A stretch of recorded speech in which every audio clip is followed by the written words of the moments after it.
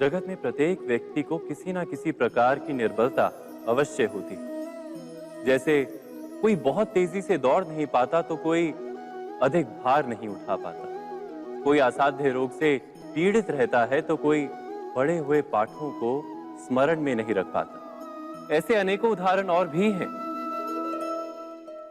क्या आप किसी ऐसे व्यक्ति को जानते हैं जिसे सब कुछ प्राप्त हो और हम जीवन की उस एक निर्बलता को जीवन का केंद्र मानकर जीते हैं? इस कारणवश हृदय में दुख और असंतोष रहता है सदा। निर्बलता मनुष्य को जन्म से अथवा संजोग से प्राप्त होती है, किंतु उस निर्बलता को मनुष्य का मन अपनी मर्यादा बना लेता है। किंतु कुछ व्यक्ति ऐसे भी होते हैं जो अपने पुरुषार्थ और श्रम से उस निर्बलता को पराजित कर देते हैं। क्या भेद है उनमें और अन्य लोगों में? क्या आपने कभी विचार किया है? सरल सा उत्तर है इसका।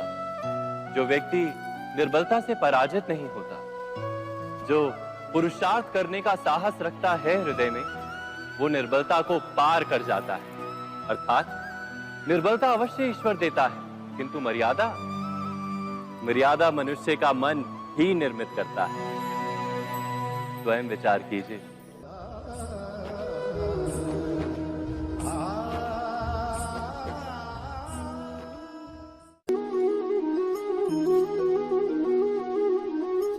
भविष्य का दूसरा नाम है संघर्ष। हृदय में आज इच्छा होती है और यदि पूर्ण नहीं हो पाती तो हृदय भविष्य की योजना बनाता है। भविष्य में इच्छा पूर्ण होगी ऐसी कल्पना करता रहता है, किंतु जीवन ना तो भविष्य में है ना अतीत में।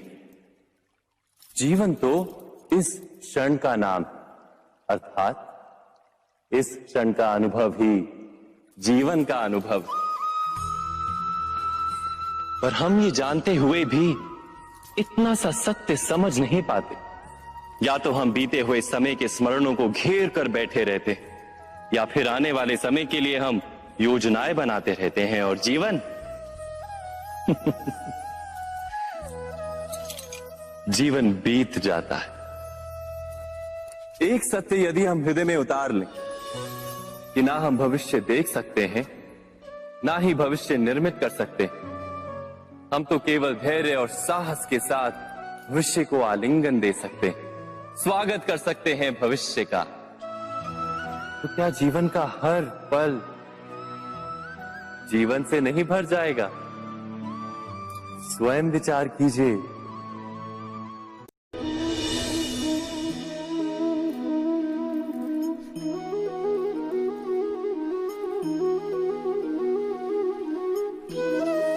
ज्ञान प्राप्ति सदा ही समर्पण से होती है, ये हम सब जानते हैं।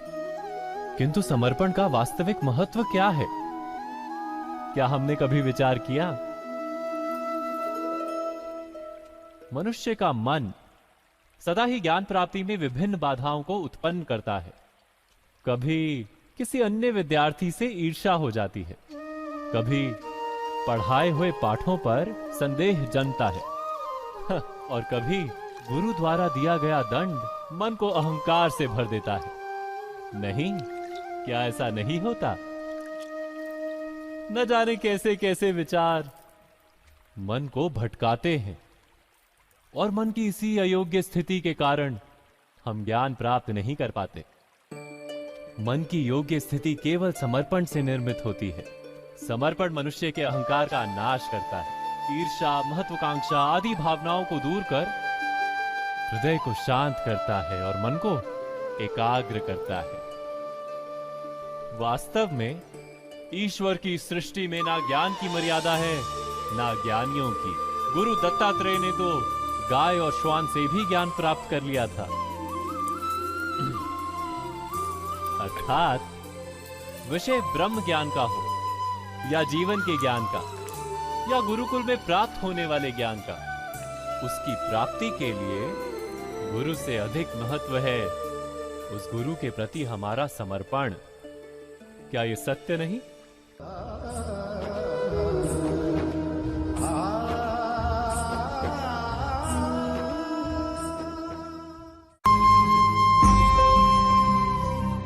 प्रत्येक मनुष्य के जीवन में ऐसा क्षण अवश्य आता है जब सारे स्वप्न, सारी आशाएं, सारे दृश्य ध्वस्त हो जाते हैं। जीवन के सारे आयोजन ही बिखर जाते हैं। एक और धर्म होता है और दूसरी ओर सुख। इसी को धर्म संकट कहते हैं। जब धर्म का वहन ही संकट हो और धर्म का त्याग ही सुख हो। विचार कीजिए, कभी किसी स्वजन के विरुद्ध सत्य बोलने का अवसर प्राप्त हो जाता है, कभी ठीक दरिद्रता के समय सरलता से चोरी करने का मार्ग प्राप्त हो जाता है, कभी किसी शक्तिशाली राजनेता या राजा के कर्मचारी का अधर्म प्रकट हो जाता है। सबके जीवन में ऐसी घटना बनती ही रहती है। अधिकतर लोग ऐसे किसी क्षण को धर्म संकट के रूप में जान ही नहीं पाते। हमें किसी प्रकार के संघर्ष का अनुभव ही नहीं होता। सहजता से सुख की ओर खींचे चले जाते हैं, जैसे मक्खी गुड़ की ओर खींची चली जाती। वास्तव में धर्म संकट का क्षण ईश्वर के निकट जाने का क्षण होता है। यदि हम संघर्षों से भयभीत ना हो, सुख की ओर आकर्षित ना हो, अपने धर्म पर दृढ़ रहे, तो ईश्वर का साक्षात्कार दूर नहीं।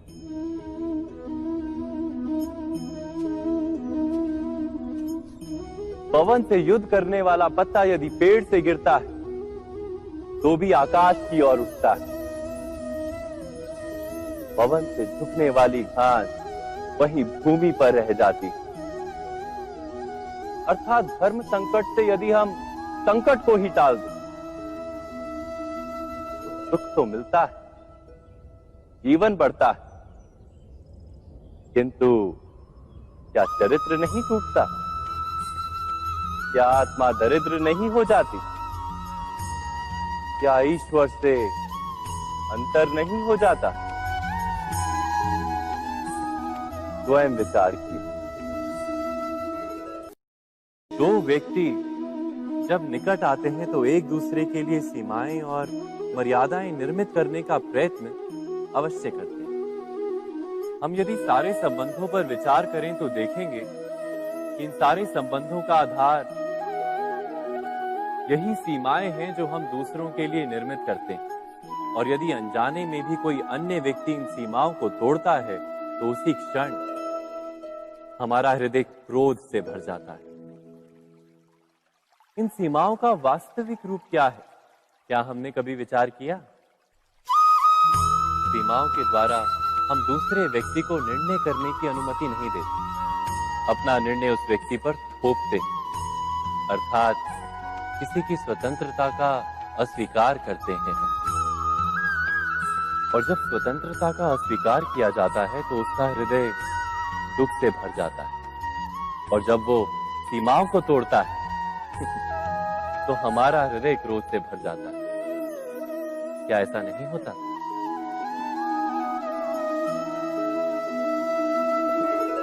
पर यदि एक दूसरे की स्वतंत्रता का सम्मान किया जाए तो किसी मर्यादाओं या सीमाओं की आवश्यकता ही नहीं होती। अर्थात जिस प्रकार स्वीकार किसी संबंध का देह है, क्या वैसे ही स्वतंत्रता किसी संबंध की आत्मा नहीं? स्वयं विचार कीजिए। सबके जीवन में ऐसा प्रसंग अवश्य आता है कि सत्य कहने का निश्चय होता है हृदय में, किंतु मुख से सत्य निकल नहीं पाता। कोई भय मन को घेर लेता है। किसी घटना अथवा प्रसंग के बारे में बात करना या फिर स्वयं से कोई भूल हो जाए उसके बारे में कुछ बोलना, क्या ये सत्य है? नहीं, ये तो केवल तथ्य है। अर्थात जैसा हुआ था वैसा केवल बोल देना सामान्य सी बात है। किंतु कभी कभी उस तथ्य को बोलते हुए भी भय लगता है। कदाचित किसी दूसरे की भावनाओं का विचार आता है मन। दूसरे को दुख होगा ये भय भी शब्दों को रोकता है। तो ये सत्य क्या है? क्या हमने कभी विचार किया है? जब भय रहते हुए भी कोई तथ्य बोलता है तो वो सत्य कहलाता है। वास्तव में सत्य कुछ और नहीं, केवल निर्भयता का दूसरा नाम है। और निर्भय होने का कोई समय नहीं होता, क्योंकि निर्भयता आत्मा का स्वभाव है। अर्थात क्या प्रत्येक क्षण सत्य बोलने का क्षण नहीं होता?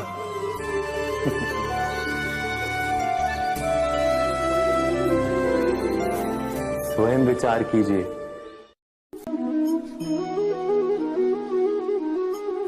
श्रेष्ठता का क्या अर्थ है? श्रेष्ठता का अर्थ है दूसरों से अधिक ज्ञान प्राप्त करना। अर्थात मूल्य इस बात का नहीं कि स्वयं कितना ज्ञान प्राप्त किया, मूल्य इस बात का है कि प्राप्त किया हुआ ज्ञान अन्य लोगों से कितना अधिक है। अर्थात श्रेष्ठता की इच्छा ज्ञान प्राप्ति को भी एक स्पर्धा बना देती है। और स्पर्धा में विजय अंतिम कब होती है?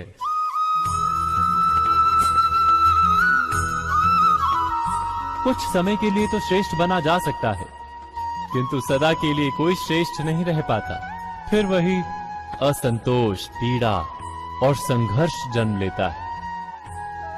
किंतु श्रेष्ठ बनने के बदले यदि उत्तम बनने का प्रयत्न करें तो क्या होगा? उत्तम का अर्थ है कि जितना प्राप्त करने योग्य है वो सब प्राप्त करना, किसी से अधिक पाने की इच्छा से नहीं, मात्र आत्मा की तृप्ति हेतु कुछ प्राप्त करना। उत्तम के मार्ग पर किसी अन्य से स्पर्धा नहीं होती, स्वयं अपने आप से स्पर्धा होती है। अर्थात उत्तम बनने का प्रयत्न करने वाले को देर अबेर सारा ज्ञान प्राप्त हो जाता है, बिना प्रयत्न के ही वो श्रेष्ठ बन जाता है। किंतु जो श्रेष्ठ बनने का प्रयत्न करता है वो श्रेष्ठ बने या ना बने, उत्तम कभी नहीं बन पाता।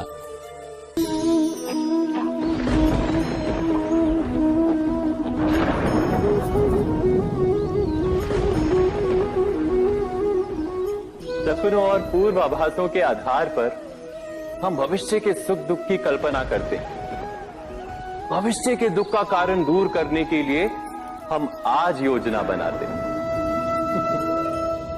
किंतु कल के संकट को आज निर्मूल करने से हमें लाभ मिलता है या हानि पहुंचती है? ये प्रश्न हम कभी नहीं करते।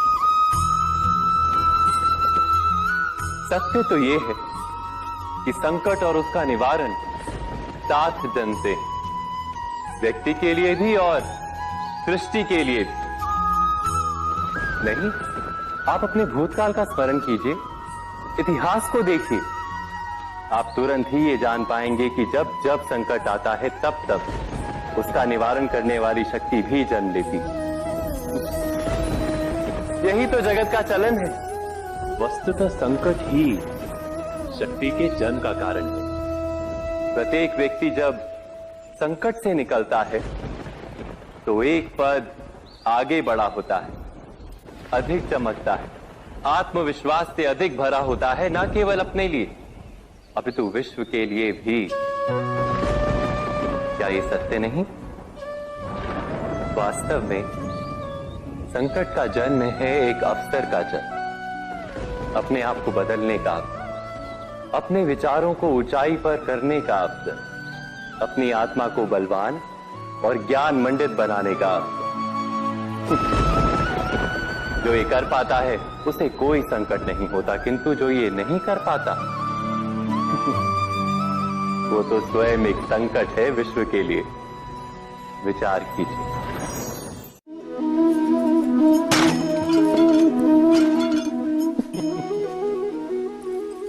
कभी कभी कोई घटना मनुष्य के जीवन की सारी योजनाओं को तोड़ देती और मनुष्य उस आघात को अपने जीवन का केंद्र मान लेता। पर क्या भविष्य मनुष्य की योजनाओं के आधार पर निर्मित होते हैं? नहीं। जिस प्रकार किसी ऊंचे पर्वत पर सर्वप्रथम चढ़ने वाला उस पर्वत की तलाई में बैठकर जो योजना बनाता है, क्या वही योजना उसे उस पर्वत की चोटी तक पहुंचाती है? नहीं। वास्तव में वो जैसे जैसे ऊपर चढ़ता है वैसे वैसे उसे नई नई चुनौतियां, नई नई विडंबनाएं, नए नए अवरोध मिलते हैं। प्रत्येक पद पर वो अपने अगले पद का निर्णय करता है। प्रत्येक पद पर उसे अपनी योजनाओं को बदलना पड़ता है। कहीं पुरानी योजना उसे खाई में ना ढकेल दे। वो पर्वत को अपने योग्य नहीं बना पाता, केवल स्वयं को पर्वत के योग्य बना सकता है। क्या जीवन के साथ भी ऐसा ही नहीं? जब मनुष्य जीवन में किसी एक चुनौती को, एक अवरोध को अपने जीवन का केंद्र मान लेता है, अपने जीवन की गति को ही रोक देता है, तो वो अपने जीवन में सफल नहीं बन पाता और ना ही सुख और शांति प्राप्त कर पाता। अर्थात जीवन को अपने योग्य बनाने के बदले स्वयं अपने को जीवन के योग्य बनाना ही सफलता और सुख का एकमात्र मार्ग नहीं? स्वयं विचार कीजिए।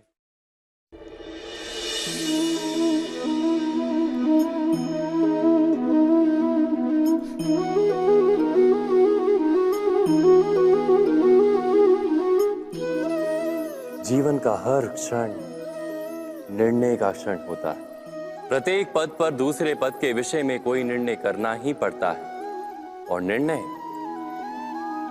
निर्णय अपना प्रभाव छोड़ जाता है।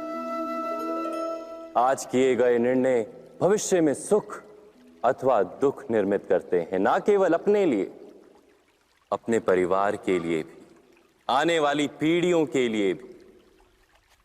जब कोई दुविधा सामने आती है तो मन व्याकुल हो जाता है, अनिश्चय से भर जाता है। निर्णय का वो क्षण युद्ध बन जाता है और मन बन जाता है युद्ध भूमि। अधिकतर निर्णय हम दुविधा का उपाय करने के लिए नहीं, केवल मन को शांत करने के लिए लेते हैं। पर क्या कोई दौड़ते हुए भोजन कर सकता है? नहीं। तो क्या युद्ध से जूझता हुआ मन कोई योग्य निर्णय ले पाएगा? वास्तव में शांत मन से जब कोई निर्णय करता है तो अपने लिए सुखद भविष्य बनाता है, किंतु अपने मन को शांत करने के लिए जब कोई निर्णय करता है तो वो व्यक्ति भविष्य में अपने लिए कांटों भरा वृक्ष लगाता है। स्वयं विचार कीजिएगा।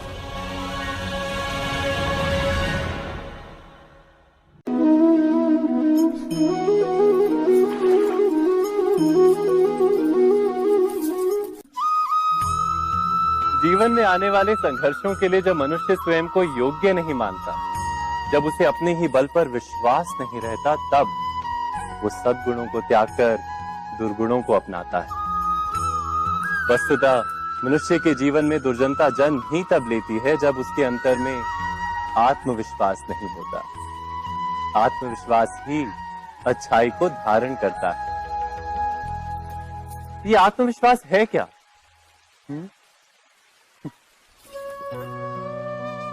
जब मनुष्य ये मानता है कि जीवन का संघर्ष उसे दुर्बल बनाता है, तो उसे अपने ऊपर विश्वास नहीं रहता। वो संघर्ष के पार जाने के बदले संघर्ष से छूटने के उपाय ढूंढने लगता है। किंतु जब वो ये समझता है कि ये संघर्ष उसे अधिक शक्तिशाली बनाते हैं, ठीक जैसे व्यायाम करने से देह की शक्ति बढ़ती, तो प्रत्येक संघर्ष के साथ उसका उत्साह बढ़ता है। अर्थात आत्मविश्वास और कुछ भी नहीं, मन की स्थिति, जीवन को देखने का दृष्टिकोण मात्र है। और जीवन का दृष्टिकोण तो मनुष्य के अपने वश में होता है। स्वयं विचार कीजिए।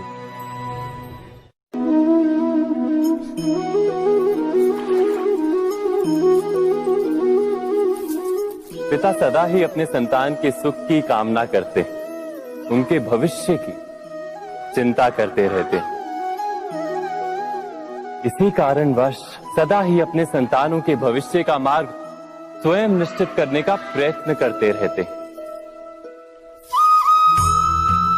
जिस मार्ग पर पिता स्वयं चला है, जिस मार्ग के कंकर पत्थर को स्वयं देखा है, मार्ग की छाया, मार्ग की धूप को स्वयं जाना है, उसी मार्ग पर उसका पुत्र भी चले, यही इच्छा रहती है हर पिता की। निस्संदेह उत्तम भावना है ये, किंतु 3 प्रश्नों के ऊपर विचार करना हम भूल ही जाते हैं। कौन से प्रश्न? प्रथम प्रश्न, क्या समय के साथ प्रत्येक मार्ग बदल नहीं जाते? क्या समय सदा ही नई चुनौतियों को लेकर नहीं आता? तो फिर बीते हुए समय के अनुभव नई पीढ़ी को किस प्रकार लाभ दे सकते हैं? दूसरा प्रश्न, क्या प्रत्येक संतान अपने माता पिता की छवि होता है? हाँ, संतानों को संस्कार तो अवश्य माता पिता देते हैं, किंतु भीतर की क्षमता तो ईश्वर देते हैं। तो जिस मार्ग पर पिता को सफलता मिली है, विश्वास है कि उसी मार्ग पर उसकी संतानों को भी सफलता और सुख प्राप्त होगा। तीसरा प्रश्न, क्या जीवन के संघर्ष और चुनौतियां लाभकारी नहीं होती? क्या प्रत्येक नया प्रश्न एक नए उत्तर का द्वार नहीं खोलता? तो फिर संतानों को नए नए प्रश्नों, संघर्षों और चुनौतियों से दूर रखना, ये उनके लिए लाभ करना कहलाएगा या हानि पहुंचाना? अर्थात जिस प्रकार संतान के भविष्य का निर्माण करने के बदले उसके चरित्र का निर्माण करना श्रेष्ठ है, वैसे ही संतानों के जीवन का मार्ग निश्चित करने के बदले उन्हें नए संघर्षों के साथ जूझने के लिए मनोबल व ज्ञान देना अधिक लाभदायक नहीं होगा।